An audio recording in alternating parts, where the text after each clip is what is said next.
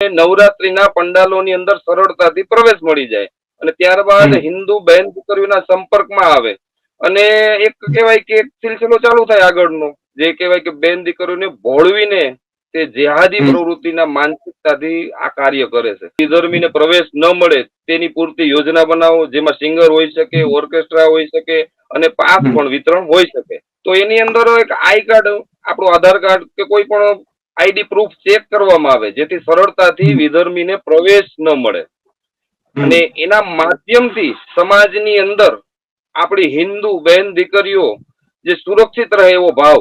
13 વર્ષની બાળક અને એની સાથે વિધર્મી લવ જેહાદનો કિસ્સો, જેમાં ઘણા બધા સ્ટંટો કરવામાં આવે છે, જેમ કે નામ પરિવર્તન, દેખાવ, બાહ્ય દેખાવ જે હોય છે, વાસ્તવિકતા નથી હોતી. બાહ્ય દેખાવના માધ્યમથી, નામ પરિવર્તનના માધ્યમથી કોલેજોમાં, સ્કૂલોમાં, ત્યાંથી મિત્રતાનો ભાવ દાખવી અને આ નવરાત્રીના આયોજન સ્વરૂપે એમ કહેવાય ને મળવાનું માધ્યમ બની જાય અને તે વિધર્મીના ભાવમાં વિભોર વધારે પડતા બને અને જ્યાંથી એમ કહેવાય કે શરૂઆત એક નજીક આવવાની કડી મળી જાય કે વિધર્મી મુક્ત નવરાત્રી. માં આદ્ય શક્તિની આરાધનાનો પાવન પર્વ એવો નવરાત્રીનો તહેવાર થોડા જ દિવસોમાં આવી રહ્યો છે. અને જે રીતે આ વખતે આપણે જોયું કે જે ગણેશ ચતુર્થીનો ગણેશોત્સવના જે પંડાલ છે તેમાં પથ્થરમારો થયો, ત્યારે આ વખતે નવરાત્રીમાં પણ લવ જેહાદને લઈને ચર્ચાઓ શરૂ થઈ છે. વિશ્વ હિન્દુ પરિષદ અને બજરંગ દળ દ્વારા, તમામ હિન્દુ સંગઠનો દ્વારા પણ જે આશંકાઓ વ્યક્ત કરવામાં આવી છે, તથા રાજકોટમાં તો રીતસર જે ગરબા આયોજકો છે તેમના દ્વારા પણ જે રીતે જે પાસ છે તે આપતા પહેલા જે આધાર કાર્ડ છે તેને ફરજિયાત કરવામાં આવ્યું છે અને ત્યારે હાલ લવ જેહાદને લઈને ચર્ચાઓ શરૂ થઈ છે. ત્યારે આપણી સાથે બજરંગ દળ સૌરાષ્ટ્ર પ્રાંતના સંયોજક રવિરાજસિંહ જાડેજા જોડાઈ ચુક્યા છે, તો આવો તેમની સાથે જ સીધી વાત કરીએ, વાત ગુજરાતી પર. રવિરાજસિંહ, વાત ગુજરાતીમાં ખૂબ સ્વાગત કરું છું. રવિરાજસિંહ, શું કહેશો કે જે રીતે લવ જેહાદને લઈને શક્યતાઓ અત્યારે વ્યક્ત કરવામાં આવી રહી છે અને જે પ્રકારે આપણે ગણેશોત્સવમાં માહોલ જોયો તેને લઈને ક્યાંક ને ક્યાંક વધુ આ વખતે શક્યતાઓ વ્યક્ત કરવામાં આવી રહી છે. આયોજકો દ્વારા જે આધાર કાર્ડ છે તે આ વખતે ફરજિયાત કરવામાં આવી રહ્યા છે, શું કહેશો સૌપ્રથમ આને લઈને? જી, જેમ શરૂઆતમાં તમે વાત કરી કે નવરાત્રી મહોત્સવ એટલે કે માં આદ્ય શક્તિની આરાધનાનો પર્વ, એટલે હિન્દુ સમાજ સનાતન ધર્મનો ઉપાસક છે. દર વર્ષ નવરાત્રી એટલે ખાસ કરીને ગુજરાત, આમ તો ભારતભરમાં આ ઉત્સવ ઉજવવામાં આવે છે. તો આસ્થાનું પર્વ છે, શ્રદ્ધાનું પર્વ છે, તો એને એક આસ્થા સાથે જોડી રાખીએ અને એની અંદર જે આપણે કહીએ ને કે ઘણા બધા આયોજકો દ્વારા, ઘણા બધા ગરબી સંચાલકો દ્વારા, ઘણા બધા કહેવાય કે આજે એમ કહેવાય નવરાત્રી મહોત્સવના ભવ્ય આયોજનો કરવા વાળા સંચાલકો દરેક, તો વિશ્વ હિન્દુ પરિષદ બજરંગ દળ દ્વારા આમ તો દર વર્ષ એક આહવાન કરવામાં આવે છે કે વિધર્મી મુક્ત નવરાત્રી. આજે આપણા સિંગરો, ઓર્કેસ્ટ્રા વાળા જેવો વિધર્મી ન હોય અને સાથે સાથે જેમ તમે જ વાત કરી કે જે પાસની વહેંચણી મોટા મોટી ગરબી આયોજકોની અંદર, નવરાત્રી મહોત્સવની અંદર, તો એની અંદર એક આઈ કાર્ડ, આપણું આધાર કાર્ડ કે કોઈ પણ આઈડી પ્રૂફ ચેક કરવામાં આવે, જેથી સરળતાથી વિધર્મીને પ્રવેશ ન મળે અને એના માધ્યમથી સમાજની અંદર આપણી હિન્દુ બહેન દીકરીઓ જે સુરક્ષિત રહે એવો ભાવ.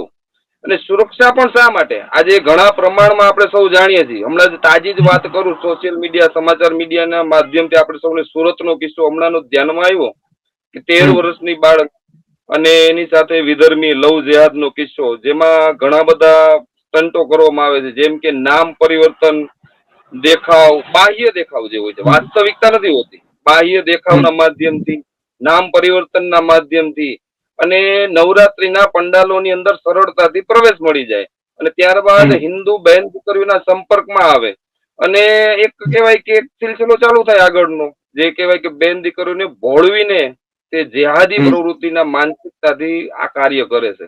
તો આ કાર્ય ઉપર નિયંત્રણ લાવવા માટે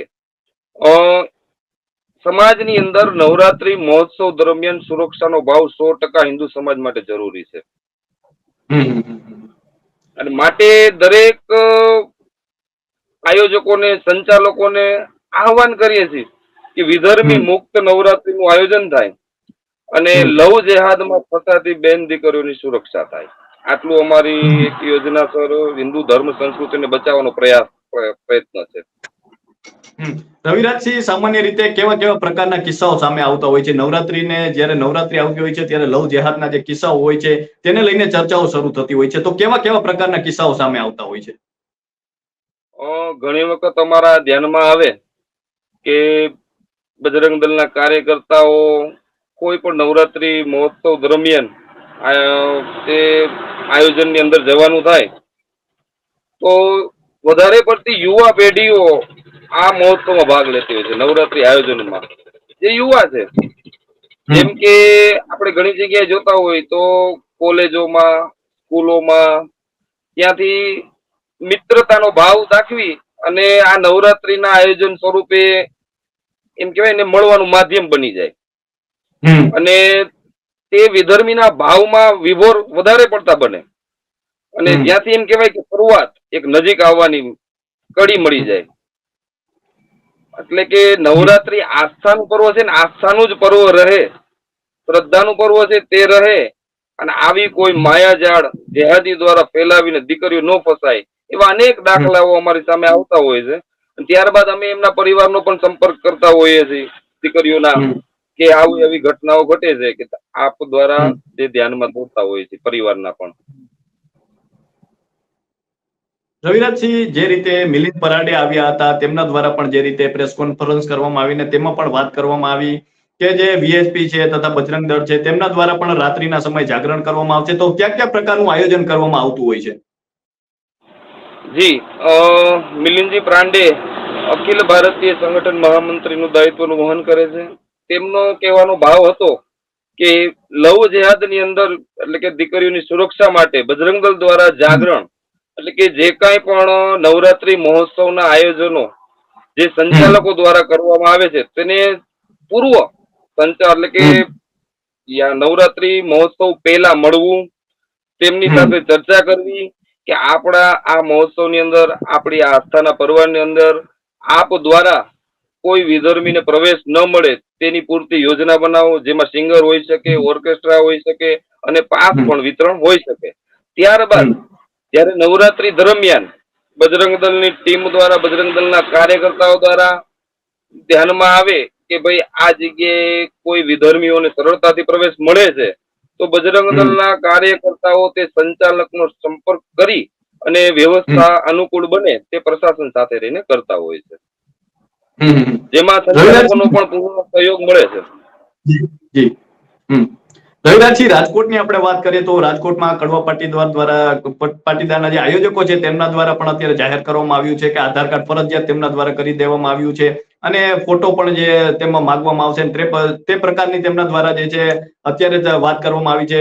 પરંતુ હજુ પણ ઘણી જગ્યાએ ગુજરાતમાં નવરાત્રીઓ થતી હશે, તો કેટલું જરૂરી છે? કારણ કે આ વખતે જે આશંકાઓ વ્યક્ત કરવામાં આવી રહી છે, તો એને લઈને શું કહેશો, કેટલું જરૂરી છે આધાર કાર્ડને જે પુરાવા રજૂ કરવા? જે આયોજક દ્વારા આ રીતની કહેવાય કે વ્યવસ્થા બનાવી છે તેને ખૂબ ખૂબ ધન્યતા આપીએ છીએ. હિન્દુ સમાજની અંદર જનજાગૃતિ ખૂબ જરૂરી છે. આજે અમે કહીએ છીએ કે મોટા પ્રમાણમાં લવ જેહાદનો શિકાર આ સમય દરમિયાન બનતી હોય છે દીકરીઓ. તો દરેક આયોજકોને વિનંતી છે, આગ્રહ છે અને સાથે સાથે આવી વ્યવસ્થા દરેક નવરાત્રી મહોત્સવમાં બને અને જેનાથી દીકરીઓનો બચાવ થાય અને કોઈ પણ આપણી બહેન દીકરી હિન્દુ સમાજની લાભ લાલચ લોભમાં ફસાય નહીં. અને ભારતભરમાં દર વર્ષે 1 લાખથી પણ વધારે દીકરીઓ લવ જેહાદનો શિકાર બને છે. તેની અંદર દીકરીઓની સુરક્ષા રહે છે આવા કાર્યો કરવાથી, આ વ્યવસ્થા ઉભી કરવાથી. રવિરાજસિંહ, આ વર્ષે ખાસ કરીને વાત કરીએ તો જે ગણેશોત્સવ દરમિયાન સુરતમાં જે ગણેશ પાંડાલ પર જે પથ્થરમારો થયો ત્યારબાદ તે જ ઘટના ભરૂચમાં જોવા મળી, કચ્છમાં જોવા મળી. એ પ્રકારની ઘટનાઓ બાદ આ વખતે ક્યાંક ને ક્યાંક વધુ જે તેની શક્યતાઓ એટલા માટે વ્યક્ત કરવામાં આવી રહી છે, અને એને લઈને શું કહેશો કે આ વખતે ગણેશોત્સવ દરમિયાન પણ એવા અનેક કાકરીચાળા જોવા મળ્યા છે? ઘણા સમયથી સમાજ પણ જાગૃત છે અને ઘણી બધી ઘટનાઓ આપણી સામે આવે છે.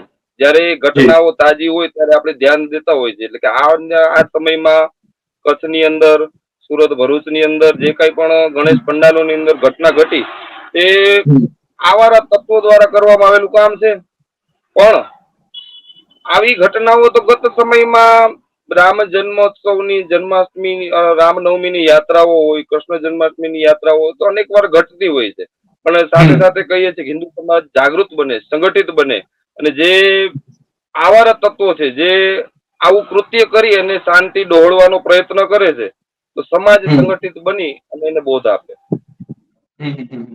રવિરાજજી, આગામી દિવસોમાં શું શું આયોજન છે? નવરાત્રીના હવે ગણતરીના દિવસો બાકી છે, અને જે પ્રકારે અત્યારે આયોજકો જે પ્રકારની જાહેરાત કરી રહ્યા છે, તો આગામી દિવસોમાં શું શું આયોજન છે? બજરંગ દળ સૌરાષ્ટ્ર દ્વારા બને એટલા દરેક સંચાલકો, ગરબી મંડળના આયોજકોને મળવાનું કામ થશે.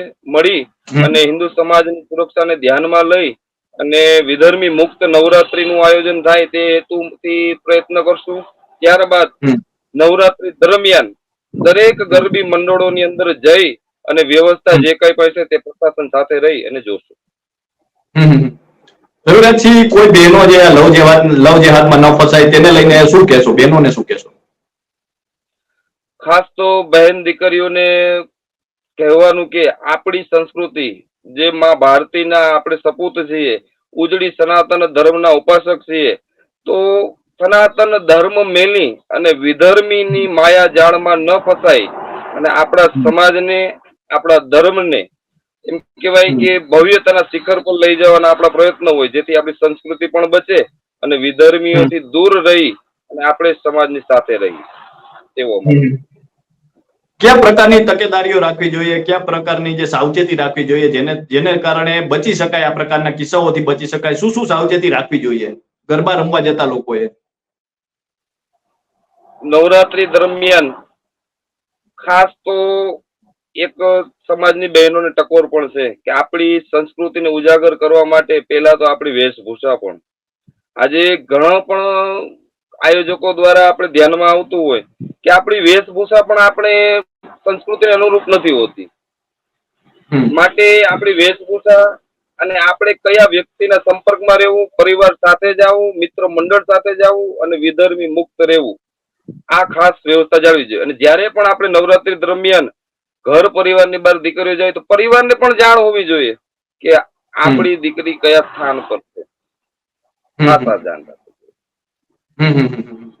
તો વીએચપી અને બજરંગ દળ દ્વારા પણ ખાસ કરીને શું આયોજન કરવામાં આવશે? કઈ રીતે જો કોઈ લોકો આ પ્રકારમાં ફસાઈ ગયા છે તો તેઓ કઈ રીતે આપનો સંપર્ક કરી શકે અથવા કઈ રીતે આપ કામ કરશો? સૌરાષ્ટ્રના દરેક જિલ્લામાં, દરેક પ્રખંડમાં, એટલે કે દરેક તાલુકામાં વિશ્વ હિન્દુ પરિષદ, બજરંગ દળ, માતૃશક્તિ અને દુર્ગા વાહિનીની ટીમો જે કાર્યરત છે, જવાબદારી લઈ અને હિન્દુ સમાજ સાથે મળીને કાર્ય કરે છે. એક પણ જિલ્લો કે એક પણ તાલુકો એવો નથી જ્યાં વિશ્વ હિન્દુ પરિષદની ટીમ ન હોય. માટે સ્થાનિક કાર્યકર્તાનો સંપર્ક કરી અને જે કઈ પણ આવશ્યકતા છે તે પૂરી પાડશું, તેમને સહયોગી બનશું. તો રવિરાજસિંહ, અમારી સાથે વાત કરવા બદલ ખૂબ ખૂબ આભાર. તો આ હતા બજરંગ દળ સૌરાષ્ટ્રના પ્રાંત સંયોજક રવિરાજસિંહ જાડેજા, અને તેમના દ્વારા જે રીતે વાત કરી કે આ વખતે ખાસ કરીને જે પ્રકારે ગણેશોત્સવમાં પથ્થરમારાની ઘટનાઓ સામે આવી હતી તેને લઈને નવરાત્રીમાં પણ જે પ્રકારે આ વખતે જે લવ જેહાદની શક્યતાઓ વ્યક્ત કરવામાં આવી છે અને તેને દ્વારા અત્યારે આયોજકો દ્વારા પણ જે આધાર કાર્ડ છે તે ફરજિયાત કરવામાં આવી રહ્યા છે અને તમામ પ્રકારની તૈયારીઓ શરૂ કરવામાં આવી છે. હિન્દુ સંગઠનો પણ જે રીતે જે શક્યતાઓ વ્યક્ત કરી રહ્યા હતા તેને લઈને હાલ તો જે છે ચારે બાજુ તકેદારીના પગલાઓ લેવાઈ રહ્યા છે. તો અત્યારે બસ આટલું જ. ફરી મળતા રહીશું વાત ગુજરાતી પર.